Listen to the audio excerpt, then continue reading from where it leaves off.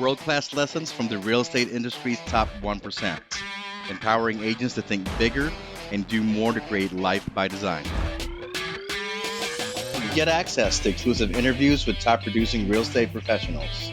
Listen in as we talk about their journey into business, best practices, and lessons learned. Hosted by Kiro Nasrallah and John Scipione. I mean, one thing that we always say in our office is just action is better than perfection, right? This is Light It Up with Lighthouse Residential.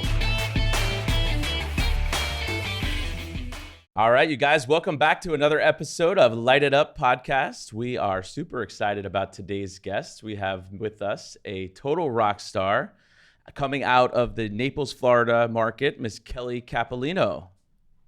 Kelly, thank you so much for spending some time with us today. You're welcome. It's raining here, which is not awesome, not what we normally do, so I'm glad I'm inside. So. Awesome. Well, Kelly, on track this year. Been in the business now about 25 years, right? Yeah. Year 25. Yeah. And on track to do over 50 transactions this year. And take a whole bunch of vacations. And take a whole bunch of vacations. Yeah, we were just sharing some ideas before we officially started the podcast today, and Kelly was telling us about some of the trips she's got coming up, and frankly, I'm pretty jealous. Yeah, right. It's interesting actually how we met Kelly, because we were in a Mike Ferry event and Kelly was just full of energy, bouncing around, and we were like, "Ooh, where are you from?" She's like, "I'm from Naples, Florida, but I'm actually used to be from Jersey." And we're like, "That's why we love you." Exactly. There you go. Can't take it out of me. There you go. Awesome. I think it's probably appropriate to lead in really with how you got into the business. You know, you being in Jersey, and that's how we really, all of us, connected. And then you went to Naples, and you have a rather interesting story to share. It was pretty crazy because I was a general contractor in New York. I was a federal, state, city contractor, woman contractor, union contractor in New York and New Jersey, building antail stores around the country. And what crazy thing was I, at the time, wanted to have kids, move out of the area, and decided, well, my ex-husband said, mid to upper market is Naples, Ann Taylor, or where do you want to go, Kelly? And I said, well, I don't know. So I started thinking about all the stores I was renovating around the country. And it ended up to be La Jolla or Naples. And then I said, well, I think Naples is good because it's New York, New Jersey, straight down. California, it would just take need a whole weekend to go to a party in New York. And it was, and I like that. I like parties, like family. And so we just came down, and I had a ticket for 30 days. And I thought I was going to be a contractor or something affiliated to construction. And I was going to rent a place. So here I'm in a car with the realtor. And she goes, "What's your background?" And I told her, and she said, "Oh, you'd be a great realtor." And I looked at her and I go, "Realtor?" I said, "Excuse me." I said, "I'm a contractor. I never thought of real estate as professional." I said, "Thank you, but no thank you." Went home that night, thought about it, called my good old dad. And Dad said, "What are you, crazy? Build something, cut out half the commission, take another test, Cal." And that's how it ended up. I stayed in it because I don't have to manage men and material. Contract's done. I can move on. So that's what I changed. It's crazy. 25 years ago. Never expected to be a realtor. Ever. So you went down there thinking you were going to be a contractor? Yeah. And how long after you moved down there did you get your real estate license? At first I was like a consultant for a friend of mine. We were looking for properties, but just as a contractor, not as a realtor. And I was still going back and forth to every 2-3 weeks back to New York to finish my federal job down in Lower Manhattan construction project. And then one day I got the exam with the general contractor's exam, done deal. In like 3 months I was a realtor. There you go. And I just started. Wow. Yeah. I don't think I had ever heard that story. Yeah. So how long were you? We were joking before we actually got started today that every episode ends up somehow pointing to Mike Ferry, which is, of course, a big part of how we all got where we are. How long were you in the business for before you ended up getting into coaching? Probably about 1.5 years. And what happened was I went to the broker and I said, I want to sell. I mean, look, I hear about these people selling a lot of property. I mean, this is like, I need to sell more. I mean, what am I doing, And they're like, well, maybe you need to see this Mike Ferry guy. And then when I went, they freaked out because the numbers just kept rolling and rolling and rolling. And I just kept outbeating everybody in the office. And that was Remax at the time. I'm not there anymore because they don't really support you. They didn't support me to like do numbers versus volume. And, wow. But it was wonderful. I mean, he was what I wanted because for me, real estate was not 1 + 1 = 2. There was so much gray. And being from construction is 1 + 1 = 2. You put up a wall, you need X amount of screws, X amount of drywall, X amount of man labor, labor hours, and you've got a project done. And in construction, it was just too wishy-washy. And I didn't see, and seeing Mike Ferry, it was like great because he was like, okay, you make phone calls, you make contacts, you get a contract, you get cash. So it was okay. That was my nails and my drywall. It worked. Yeah. It's very rare that someone who's in the industry has an actual background of construction that they can actually bring it to a client in a form of value. Yeah. And one of the things that's impressive about you is that you're able to bring continuous value to your clients, your sphere, and really uplift everyone in your circle. Can you elaborate a little bit on that? Well, it's just, for example, I can look, I can go to a listing and someone's, the cleaning lady hasn't been here. My kids have been here all week from college.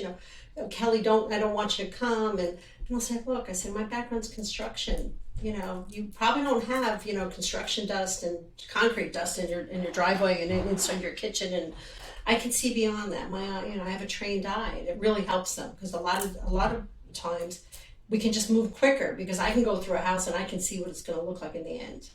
I can then on the buyer's side, I can give them a vision. I mean, so many times people coming from up north, they're so used to different housing, and down in Florida, the housing's different.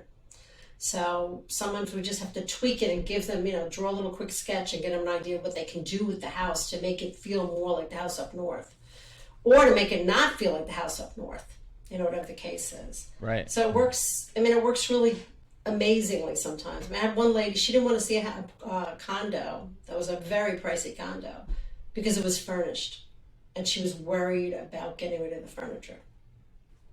And I said, no. I said, look, wow. Just do it for me. Just do me a favor. Just come on down. Just look at it. I assure you that there's enough charity in this town and enough people that we can work with, and I'll coordinate it for you. And she's like, really? And she didn't understand that was part of my customer service, and she loves it. I mean, I had dinner with her the other day, and she's like, Kelly, thank you so much. It's such a great, the view's the best. And if I didn't she ended up buying that unit. Yeah. And it was full of stuff. I mean, it had tchotchkes everywhere. It had plant shelves and tchotchkes. Even the patio, the lanai was full of stuff. Wow. Just opening up the view, the ideas. Yeah. Well, I think that's one of the reasons we wanted to have you on the platform is because we know how great you've been about working your database, right? I mean, we've had agents on the platform who, are really strong with expired listings, other people who focus on probates and for sale by owners and a lot of different categories. And frankly, to date, I don't think we've had somebody, that's pulling this much from their database. So again, as we were talking before we got started today, of the 50 transactions you're going to do this year, you said the majority of them come from either past clients or referrals from past clients. Is that fair to say? Absolutely. Yeah. My business coach is saying, well, now it's time to start calling expireds, Kelly. Yeah. And I don't really want to call expireds, but I will, because, when you think about it, it's a dollar value, pick up a few of those a year, it adds to your bottom line. So it's not a bad problem, but to add to the bottom line. But yeah, database and past clients or referrals has always been my strong point. Yeah. So you mean to tell me all those times I was standing next to you at prospecting school when you were banging the phones, those were all past clients in database? No. The other part that I'm really good at, which we didn't talk about, and most people hate, is calling around listings and sales. And I think, I'll be honest with you, when I say that, what comes to memory really quickly is that, when you think about the 4 personality styles, and me being expressive, I get excited. You know, if I've got a listing or a sale, I'm excited about it. Like, wow, I just sold something, or I have something for sale and I want to tell everybody about it. So I sort of turn that excitement and that expressive personality on versus, you know, the other personality styles. I think that helps when I'm calling around listings and sales. I've developed, you know, people telling me their kids have a house, or the mother-in-law has a house, or you know what, the neighbor across the street has a house, or they buy the house that I just told them about, one or the other. So between those two, I think that's where really the business is pushing itself. Yeah. Well, your energy is always so engaging and enthusiastic. I imagine, you know, it comes across that way on the phone, and you know, people. I'm sure, you know, some of the demographic down in Florida, some of the older groups, you know, keep you on the phone for quite some time. And, you know, I can see how the just listed, just sold calls go really, really well down there. Yeah, they do.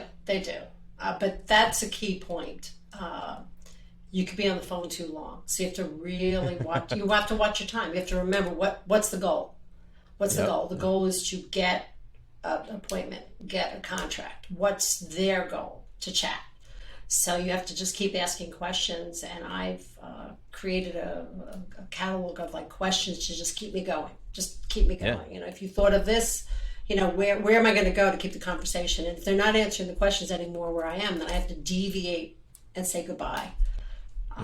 You know, and that's sometimes I really just have to stop it. Oh my God, Mrs. Smith, it was so nice meeting you on the phone, but you know what, my other phone is going. I think I'd probably sell the house next door. Okay, we'll stay in touch.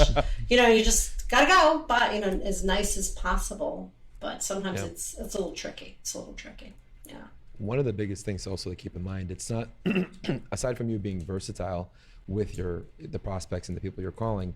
You know, when you're speaking to people, they don't really care about how much you know until they know how much you care, and you know how to bring that to the table, and you know how to make them raving fans.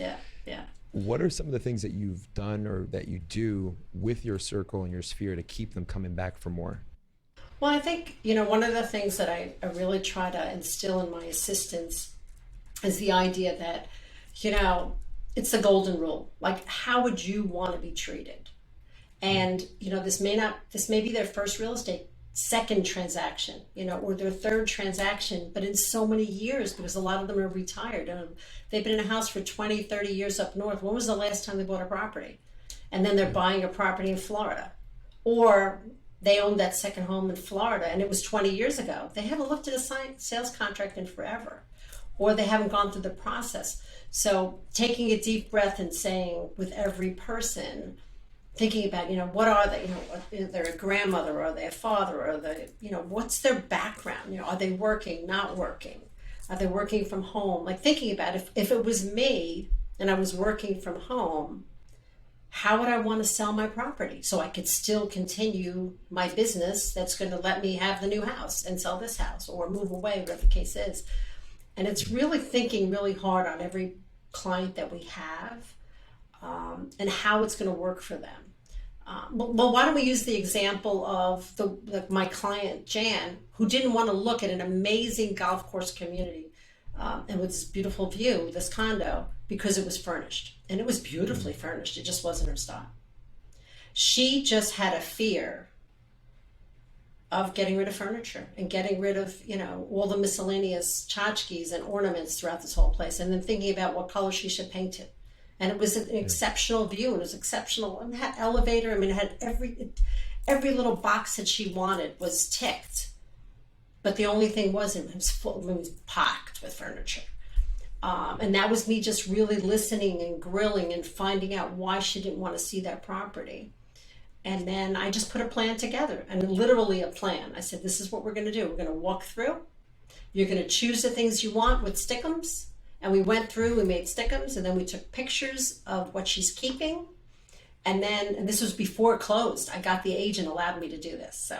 So before it closed, I had 2 sessions with gifting sessions. I reached out to my network and said, I've got a great condominium. Come see what you want to take. If you can take it, it's for free. And this was quality things, beautiful quality. I had one person that redid their whole family room with this beautiful, it was amazing. But I literally took pictures of what she was keeping and put another picture, printed and put it next to the item on the wall or on the floor or on top of the item, if it was a sofa or a couch, so that nobody would be deceived of what it was. Right. So it was just very like really thinking, being in her shoes. And then when she came back after closing, because I did the walkthrough for her, when she came back for closing, she was literally walked around with her mouth open. I can't believe you did this, Kelly. I didn't. She literally said, her husband said to me on the side, because Kelly, she didn't think you were going to do it. She didn't trust you. Because this is interesting. We had asked her for the testimony, of working with us. She hadn't seen the condo emptied yet. She closed on it. The cash was there. Everything was there. Her car had been shipped. We received her car for her. But she wouldn't give the testimony. Her husband texted me on the side. She wants to wait till she gets here to see if you do what you do. Well, you went above and beyond. I don't think most people believe Yeah, that. I mean, Yeah. And I found that in Florida, when you've got people moving from up north, that could have been the difference also time-wise. She would have waited. Maybe she would have waited longer. But, my business is selling. So how can I sell and get the process done? I think it's just thinking outside the box, right? I'm thinking of that. I know obviously that was on the buy side, but I mean, we've all been in situations where you're speaking with a seller and, you're saying, hey, listen, we could get you X, Y, and Z for your home. We could do it in this sort of time frame. And what they keep reiterating to us is, but there's so much stuff I have to go through, and I have to declutter, and I have all of these projects, and to us, right? Like you saw that and you were like, I could handle this. This is easy, right? Yeah. And there's times where like we see that on a seller's perspective, and we're like, well, I don't know what you're talking about. You have to clean out the basement. Like we could have the house on the market and just clean out the basement over time. And these are not big things in our eyes because we do it every day. But for a buyer or a seller who's not in the business every day, it can be daunting.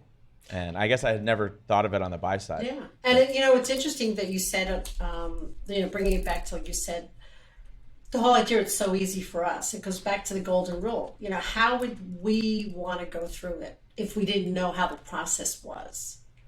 And like I said, I think that's one of the biggest things that I have to always remind myself and remind my staff is that we have to remember this is a big deal for them.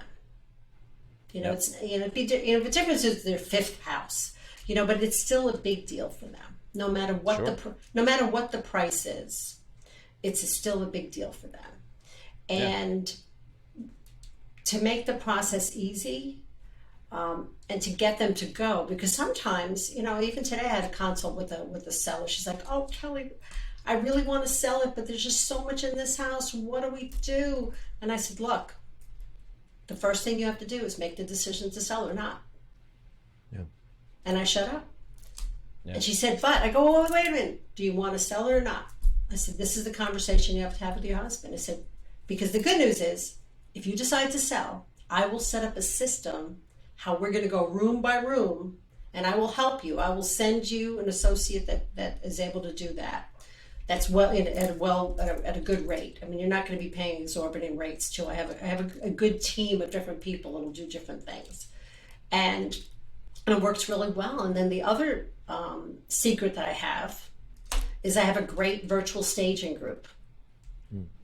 So I can take a house. How did you find them? I was just going to give you the tag.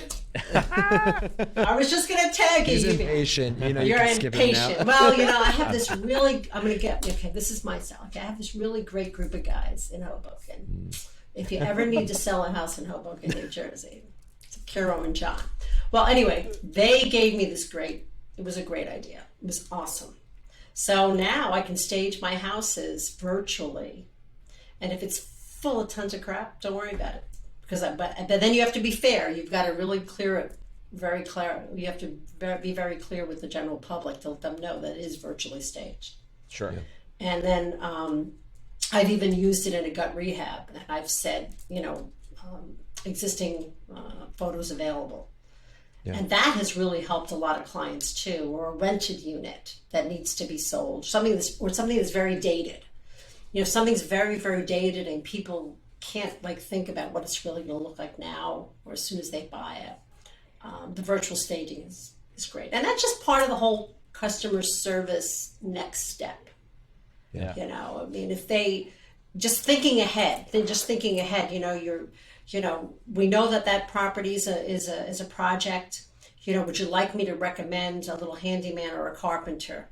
You know, give him a call. He's done work for myself. And that's what I do. Everybody that works for my clients, they've either worked for somebody in my family or a very close client. Yeah. So I've vetted everybody that goes in. And I'm always thinking ahead, like, what are they going to need? Who are they going to need? Oh, you know what? You said you didn't like the window treatments, right? You're going to close in 2 weeks. Do you need that guy's phone number? Yeah. You know, things like that. Or just resources. I'm always thinking to give them a resource. Did you coach with Kathy Anderson back in the day? I did. Yeah. I did. So Kathy used to always tell me, John, write this down. Would it be helpful if? Would it be helpful if? Would it be helpful if? Right. So that's exactly what you're saying there, right? Exactly. Would it be helpful if I offered you somebody who could do virtual staging? Would it be helpful if I found somebody who can help you pack up all of these boxes? Yeah. Would it be helpful if?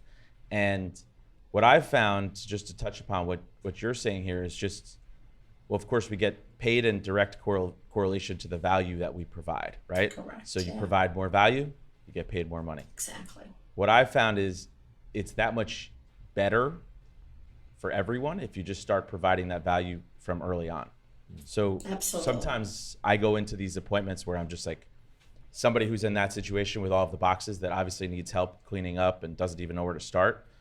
I'm not at the point yet where I'm rolling my sleeves up and cleaning up myself. And if I get to that point, please someone hit me. No. But No, I had to be hit. I've been hit already. The black and blue is gone.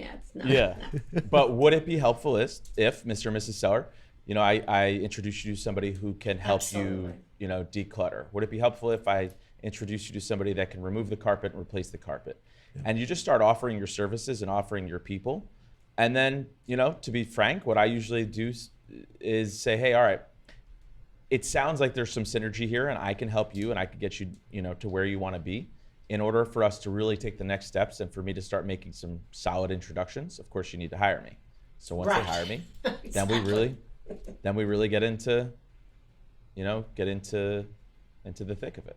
Yeah, I mean, So- that's what it is. I mean, it's just thinking ahead. How can you help? Like, what if would this be helpful? Makes a big difference. Not just the numbers; it's the service, the extra added service. But this woman, you said her name was Anne, down in the woman who bought the condo that was filled with furniture? Jan, yeah. So what I think about when you tell her story is that she's now become a raving fan, or at least I hope she is. Because- Unbelievable. Her husband just can't think more. I mean, now they're selling this other condo, and they're like, Kelly's our cow. Kelly's the cow. You know, that's what they're But saying, she yeah. now has that story when she's talking to people that, hey, you have to work with Kelly because this is what she did for me. Whereas, you know, most realtors may have said, hey, you know, do you want this place, take it or leave it? You went above and beyond. Yeah. And it, you know, that's the sort of thing that really creates those raving fans is what I'm learning. Yeah, and I think part of it is like on the seller's side is that, you know, which really is very perturbed. I get very perturbed. You'll see even multi-million-dollar listings, and the photos are not even quality photos. You know, they haven't really. And I don't think you have to stage a home spending money, but it's positioning and making things look beautiful on the internet. Because my thought, and I always, it's a thought that I always keep really tight, is that, you know, we represent our clients' homes for sale, no matter what price they are. And that is embedded in the internet forever, those photographs. You know, people can try to get them off the internet, but they're there. And that's where I think about, like, myself. I mean, I wouldn't want a horrible picture of my house or my condominium or my yard on the internet when I was going to fix it 2 weeks later. You know, some agents just plop it on the MLS. You know, that's the kind of caring that I put into it. And I'll say to them, you know, if it's, you know, look, you're going to redo the lawn, no problem. I mean, Photoshop it. By the time we get the showing started, it'll be done, and that's what the general public will see. I mean, I don't mislead the general public at all, but I want to present my clients' properties properly. Sure. Even in the rental situation, it was really a gut rehab. I've sold all types of properties, but this was really a mess, okay? And I would not put those properties on the internet. I got a floor plan, I photoshopped a photo, I had sold another unit that had been renovated using that photo. This is what can be done with this unit. And I created a total separate Google link, confidential link that was only accessible when I gave access to it so that people could see the real condition. And that's just, I always think about myself. If that was my gut rehab messed property because my tenant didn't care, it wasn't me, but as a reflection of me, if somebody ever looks up that tax record, they might think, oh my God, look at how she lives. But it's the tenant did it, you know? Yeah. And I think from our experience, we've seen you be not only mindful from transaction to transaction, but you're mindful of the client beyond that. And that's part of you thinking outside the box with that customer service part. You know, can you share the story of Joy and how you introduced her to your circle? Oh, yeah. I really believe wholeheartedly that, you know, people I work with, people I connect with, people that service me and I service them, if I have an opportunity to put them on stage or present them, I think it's my obligation to do that. So during COVID, there were no live presentations going on anywhere in the United States. And the both of you are, we're all in the same coaching. We're in Mike Ferry coaching, and they were doing a Zoom coaching. And I said, no, this doesn't work for me. So I rented a hotel room, a conference room, and I invited a whole bunch of my friends and from the Mike Ferry group, and the both of you were there. And I created an opportunity where two of my networking people that provide service to me were able to provide service to my group. And Joy is one of them. Joy is a health and wellness coach. And I invited her, and she had the platform. She had a platform over break time. We had our own breaks, just like Mike Ferry. And we had a platform. We had Joy Brown was there, and she taught us about health and wellness and eating and you know, your mindset and how you can have synchronicity. And I think everybody enjoyed it. I gave her that platform so others could learn from her. I think that's important too, because you know, I think sometimes we forget how many people that we have in our network. So if somebody's in your network, whether it's a past client or, you know, just friends and family, and you can sort of give them access to, you know, everybody else in your network, it's a huge thing that we really have to sort of keep in mind or take advantage of, right? I mean, I can't say I think of, you know, people in other industries so much, but I know all the contractors that I come across that I can vouch for that have done work for me. As soon as I find a good one, I'm like, all right, this is my guy now, right? Like, you know, this is my hardwood floor guy, and that's it. So anytime a client needs a hardwood floor guy, I'm like, all right, get this guy in front of every single person, right? Just because, you know, you knew Joy well enough to vouch for her, right? And I think you had coached with her, right? For nutrition and stuff, and obviously you wouldn't put her on that platform unless you believed in everything that she was doing. Exactly. And I still train with her husband. It's awesome. And it's, you know, some of my clients will just like, you got a guy? Kelly's got a guy. Got a guy. And I'll go, no, it's gal. It's because you're from Jersey. Exactly. I got a guy. I got somebody. I got somebody who's going to fix that for you. I got somebody who's going to do that for you. You know, like even organizing. I mean, I've got an organizer for people. I'm always thinking of something. How can I, you know, what can I bring to the table for my clients to just make their lives easier when they're in transition, when they're selling or buying. And sometimes that, you know, over the years, it's not uncommon that they call me for something else. Like, Kelly, you know what? Do you have a CPA? Or do you have a dentist? And I'm like, yeah, I have that too. I can give that to you too. And then I have to remember my job and go, okay, just gave you the dentist. So who do you know that's thinking about buying and selling real estate this week? You know, so that's the key. I have to say, with an expressive personality, you have to remember that you're in business. That's the one little key I have to remember. I'm in business. Right. You know, can't give the store away. I like to think that I've been eating better since that visit with Joy. I'll never forget that little example she did with the pantyhose or the stocking. Or whatever. Do you remember? Oh yeah. She stood in front of the room, just for everybody else. It's crazy. Yeah. What is that? I don't know enough about this. Is that pantyhose, stocking? Yeah, like a stocking, like an old pantyhose. It's like a woman's stocking. Yeah. I don't even know what pantyhose. Pantyhose, yeah. Stocking. And she said, "All right, so this is you going about your day. You know, you wake up in the morning, you have like an egg McMuffin. She drops it into the pantyhose, stocking, whatever. Yeah. Then she goes, and what else did she throw in there? She just kept throwing in soda. You put in a coffee. Then she said you had a break. You put in a donut, a couple of donuts. Donut. Let's have another coffee. Lunch, pizza, burger, and she was holding up this stocking at the end, and I was just like, "All right, enough." And the stocking was everybody have to realize that the stocking was not straight. You know, it wasn't a sausage. It was like all weird. You know, it was like it was horrible. It's because it was like that's your intestine when you eat crap. You know, it doesn't. Your intestine is not smooth like a nice sausage. It's just all popping. So it's and she terrified me. Terrifying. Yeah, right. Yeah, so I'm glad you're eating better now. There you go.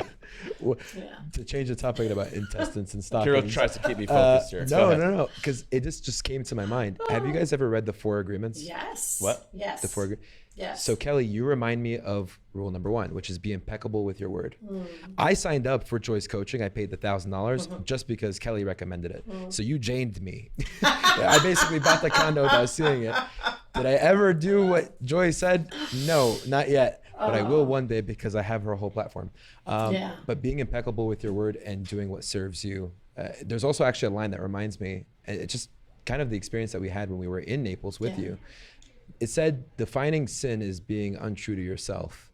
And it's almost like you surround yourself with energy and people who only serve you. It's not, if it takes away energy from you, you're not going to be a part of it. And I think that's why you attract the circle that you have, and they honor you and you honor them and you uplift each other, which is awesome.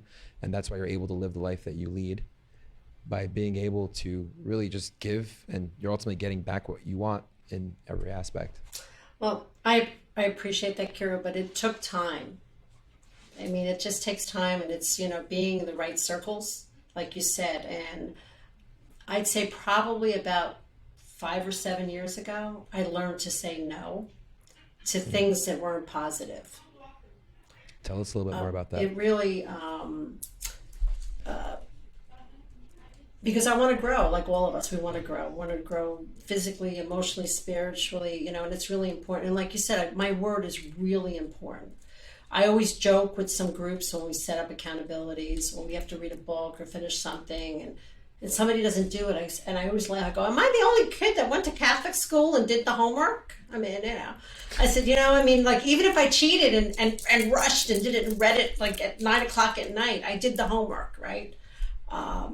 And that's the way I live my. Is doing it at 9:00 at night cheating? Well, when you're a kid, you know what I mean. When you're a kid, you're supposed to do. I got you. So and I'm just, if I tell you I'm gonna do something in my business or my personal life, I do it, and I wanted to work on that, to learn to say no to situations and people that just don't fit that mold, that are givers. I want to be in a group of people that I'm surrounded by that want to give without getting in return.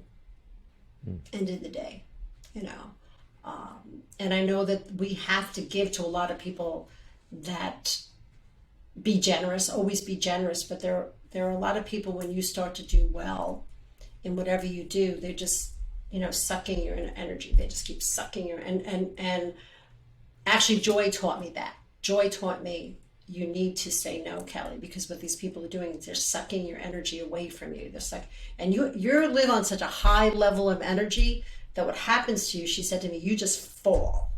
And it's true. It's true. Like there's no energy left for myself. And I don't do that anymore. Now I take time outs, and like the trips and everything else, like it's good. It's okay to go on vacation. It's okay to go on vacation, but being of service is my number one, Kira. You just hit me. That's just me. It's just people go, how do you do it? I go, God just made me this way, and then I want to do it more, so I'm always learning how to do that by reading books and being part of mastermind groups, and being of service is what I love to do. I love to be of service. It's interesting because in our industry, people will bend over backwards to not say no because they want to be able to make that deal work out, do whatever they need to do, shovel snow in front of their client's driveway because the client's like, how is the buyer going to get in? They'll go above and beyond, but they'll actually like degrade themselves to do that versus saying, no, there's another way to do that. Yeah, I'm not going to degrade myself to do it. No. I may have done that when I first started in the business because I didn't know what real estate was all about. But then I reminded myself that I was always a professional in construction. And I ran, 150-man crew, and I wasn't the one with the drill. I wasn't. I was the one that managed them. And I think our clients respect us more.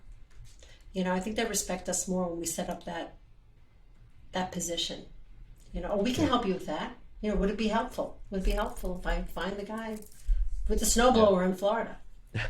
Yeah. There you go. So I think what I've learned here is that all of your clients probably would say that, while they were working with you, they felt like you took care of everything, and you were, providing tremendous value, and, had everything covered and went above and beyond. But talk to us a little bit more about how you stay in front of these clients. Like after a transaction, are you updating them, quarterly? Are you calling them, emailing them? Are you big on social media? Well, let's see. Well, the basic thing is, when we have a contract, either it's a listing or sale, my goal is to talk to that client at least once a week. And if I've gotten a little backlogged, I ask my clients, did you talk to so-and-so? Because I want to make sure that there's a touch at least once a week from all our clients. Because there's been seasons where I didn't do that, and I realized even though I was servicing everything else, I wasn't letting them know that I was doing it.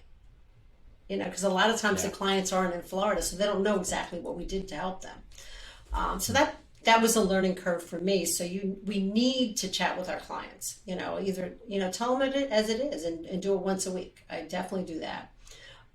We have a set system where I do a postcard, which is an update in the market, which goes out 4 or 5 times a year, and that goes out to my network and my database. I do an e-blast, which is, Kelly, what's new in Naples, e-blast. And the beginning of it, I tell people about it's a newsletter on an email platform through, what's that? MailChimp. I let my assistant does it. I always forget. What's the monkey? Okay, MailChimp. So, it's better that you don't know the name. Exactly. That's what I want to do. I just want to serve people, talk to people, and sell their houses, not run the monkey. Anyway, so we do that 4 or 5 times a year. I do have a social media gal that does touches for me. She wants me to do more, but I prefer to be in front of people and on the phone with people versus being on the internet. We do have a plan where we're at least talking to our clients 4 times a year, past clients, which we have not been really good at. And that is one of the things that we are going to be drilling on when I come back from my vacation. We're cleaning up the database, and I'm going to be drilling on it. And then we're going to be doing some nice cards, thanking them for that conversation, and just keeping more in touch with them than we were before. But definitely drilling down a little bit more. We've added in that just recently, which we should have done a long time ago, trying to tag our clients in Facebook and on social media, Instagram, whatever platform they're using. We're trying to do that too. Yeah. Sure. Yeah. It's funny. I find that so many agents will talk to strangers, expireds, for sale by owners, people they don't know about real estate, but they are terrified to call past clients.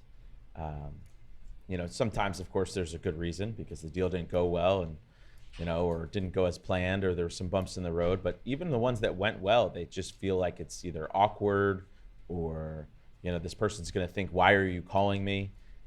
Talk to us a little bit about how, that doesn't even come up in your head, and how you just make sure you're re-engaging these It's people. funny because somebody asked me this question a few months ago, and it's the same question, and they talked about, those people, the deal didn't go well, and you don't want to call them. And I went back to, I said, I think the basis is, and if we have spoken to the person every single week during their transaction, to continue talking to them is very easy. They've already become accustomed to it, even though it's over.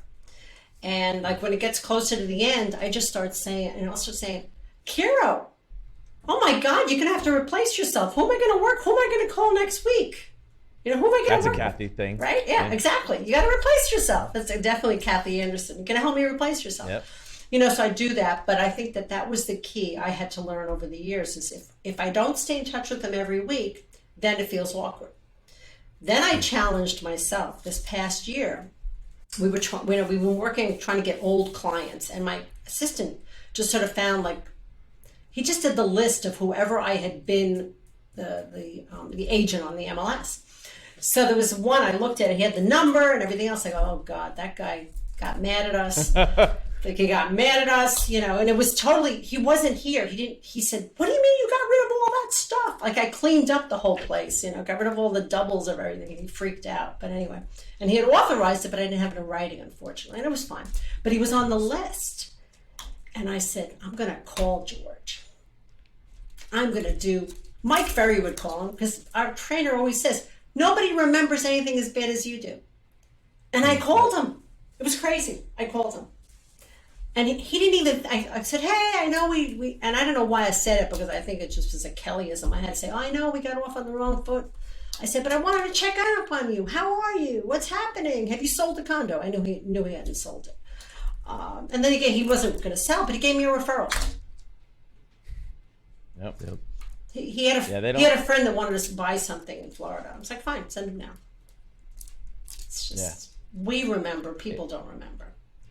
People don't remember. I mean, and everybody's got too much going on in their world, in their head, and to remember a bad situation or that wasn't really that big of a deal most times, right? Yeah, exactly. So I think you just have to psych yourself out sometimes and just make the call. And somebody said something to me once years ago. It was like, if you're ever fearful to make the call, pretend as if they just left you a voicemail that said, hey, Kelly, I have a real estate opportunity for you, or I'm ready to list my house. Call me back. And it's like a stupid little trick, but you sort of go into the call saying, hey, I don't know, I'm just calling them back. What do they want to do? Yep. And it's a little bit of a mind game, and you just go into it with that sort of mindset shift, and that it's going to be a positive call. And odds are it usually is going to be all right. I think so, John, because I think that happens with all of us. Phone number comes up on the phone, you go, oh God. Yeah. And then you go, all right, let's call. Just get your mindset. Let's call. And then they weren't even calling you about what you thought they were calling about. Yeah. Yeah, they were calling. Exactly. Hey, well, do you think we can close a little bit earlier, Kelly? Sure, we can close a little bit earlier. You thought they were going to call because they heard that, the buyer didn't submit the second deposit or something, whatever the case is. And I think that's the thing. We honor ourselves sometimes too much, where we just have to let go. Yep. Just smile and dial. And that's being intentional. This year, at this point right now, I was thinking about, Mike Ferry was saying it's a happy new year. And I was thinking, okay, this is a new year. We're going to start the rest of the year. The market is shifting. It's changing. So what's a word you're going to use, Kelly? And my staff, and I really thought of it. I said intentional. And like I said, I want to intentionally touch base with all my past clients. And there's a book, Exactly What to Say, Realtors. Do you know that book? No. It's Exactly What to Say for Realtors. It's a little black and white book. And one of the lines is, it's great. It has all these really great sentences. Like I said, I've got that sheet of paper from it, and it says, what's new since? And I go, this is a perfect entree to when you haven't spoken to anyone in a while. You know, hey, Yeah. Kiro, it's Kelly Capolino down in Naples, Florida. What's new since the last time we spoke? And I was using it, Kira, what's new with you since this whole COVID thing happened? You know, and 99, and it's an amazing script because 99% of the people, Kiro and John, they will say to you, blah blah blah blah blah. This is what's new with me. The kids went to college, and then they'll go, Kiro, what's up with you? And then I just say, well, you know what the great news is? I'm still selling real estate. You know, and then I haven't retired yet. I'm still selling real estate. And it's about them. And I have always, and that's just a Kellyism, I have always just looked at people. I've never looked at the commission. I've never looked at them as a dollar sign. I've looked at them, how can I serve them? How am I going to help them? How am I going to change their lives? What do they need? And I see a lot of that here in Florida when I'm working for families for their elderly parents. They just they trip over themselves thanking me for what I've done for their elderly people. You know, which is you just think about yourself. If it was your own family member, how would you want them to be treated during the sale of their property? You know, most people think these old people have a whole bunch of junk in their places, but that's their stuff. Yeah. You know, you have to honor them. You know, you have to honor the elderly and honor what they have, even though, you know, our clients are going to come in and rip it all out and throw it all out. But you want to honor them during that period of time, you know, and be very intentional on how you speak to them and honor them. And in some cases, you know, prep the agents that come in for showings and things like that to honor the old person's belongings, you know, while they're there. That's beautiful. Yeah.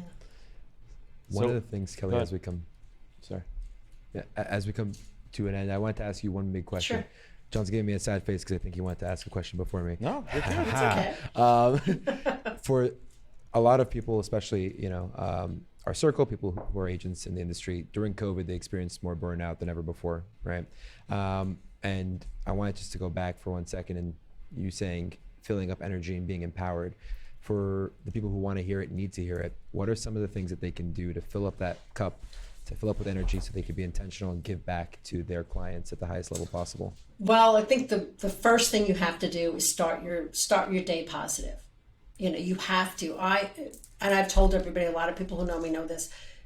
The day I don't do my morning routine, I could tell that my energy's down. So everybody, whatever you want to do, you have a morning routine. And I would recommend, I already have my morning routine, but I want to recommend a book that I just finished it on, and I would recommend it on Audible as the 5 a.m. Club. Now, that doesn't mean that all of you have to get up, whoever's listening to this podcast, at 5 a.m. and start their day at 5 a.m. Whatever time you start. If your day starts at 9 a.m., start it at 9 a.m. If you have the precepts and the lessons in that book are incredible. And it basically says you have a plan for your day. You get up, you give thanks, you do a little bit of exercise, you eat right, you take time off during the day, you take breaks. So I would recommend that book, but don't take the book as this is what I have to do, because and do it on Audible because it's a story. So it's like a lesson in a story, and it's sort of fun. You can go on to the story about these 4 people, and it's very interesting. So schedule, I think, is really, really important. And that morning wake up at the same time every day amazingly gets energy. And the other thing you should do once a day during the middle of your day is at least stop. You have to stop and take a breath. I've gotten lax on that, and Mike Ferry gives some recommendations. He says, read something good, watch a podcast, a video podcast, listen to a joke, whatever the case is. Another thing that I do a few times during the week is like a nature meditation. And I don't meditate like this. What you do is Kira, I'm glad you do it because I can't, but it is, you just stop and you look out at nature, and that's all you do. No phones, you know, leave your phone in the office, sit outside. If the weather's bad, sit in your car, but just look at nature. Look at a tree, look at a bush, look at a plant. It doesn't have to be, but just sit and breathe. And the lesson is to just breathe in and out for 9 breaths and just keep breathing in and out for 9 breaths. And a little bit more to it if anybody wants to know, but it's amazing. You know, God wanted us to be in nature. He started us in the Garden of Eden. And there's a lot to it. And then the end of your day, take all of your computers, take your cell phone, and not have your cell phone in your bedroom. You know, Darren Hardy says the same thing. That's another one of the people I listen to. You don't. Yeah. All of this. I literally went to Walmart and bought a $9.99 plug-in alarm clock. Those blue ones. That's it. You know, and that's what has my 5:20 in the morning. It goes off. Yeah, that's it. It works so much Thankfully, better. I have to keep my cell phone so far away, or I'll hit snooze. So it's not even in my bedroom. Good. It's got to be like in the hallway. Good. That's good. Good. So my wife will hit me and be like, "How many times is it gonna keep? Am I gonna hear this going Yeah. on?" But, yeah. So it makes it awesome. and finding affirmation. And I do affirmations every morning. Every morning at 8:00, I have an affirmation partner for a very, very, very long time. So that's how you're going to keep your energy up. And then the other part is say no. Learn to say no to things that don't fill you up. Yes, there are things we have to do. We've got to go to school. We've got to get credits. We've got to do the hustle. But there's things that you don't have to do. Exactly. You know, and learn to say no. Learn to say no. No is a complete sentence. And with family, you may have to say, you know what? No, because I'm really not feeling it. Yeah. And they'll learn. Yeah. It took my family a while to learn that I'm not really what I want to do. You know, let people know your priorities. You know, just let people know your priorities. Like my family knows. Yeah. If you tell me long enough in advance, I will be at that party. I will be at some ridiculous whatever. I'll be there. But if you tell me today for this weekend, not happening. Not happening. Yep. You know, set your priorities and read books. Read really good books. You know, so. Well, I know this firsthand from trying to chase you down to be on our podcast. She was like, "Nope, too busy this week. Too busy this week. Going on vacation." Yeah. I'm like, "We are going to get Kelly on this podcast." Well, on that note, we really, really do appreciate you spending some time with us today, and I think people will find it, highly beneficial. And it's just great to see. Like I've said on other episodes, I feel like a lot of our clients at the end of the transaction, they're happy. They think that we got the job done. But I don't know if they're running around going, telling amazing stories about how we went above and beyond. And I think you certainly exemplify that. So I certainly learn a lot from you every time I sit down with you. Oh, and I'm always learning from you guys. Just give me another tidbit the next time I see you. Awesome, Kelly. Well, thank you so much. I appreciate it. And if someone wants to reach out to you, what's the best way to get a hold of you? Everybody's moving to Naples these days. How can they reach you? Bring them down real easy. 239-877-6700 is my phone number, or Kelly@naples.net. Easy. Awesome. Thanks, everybody.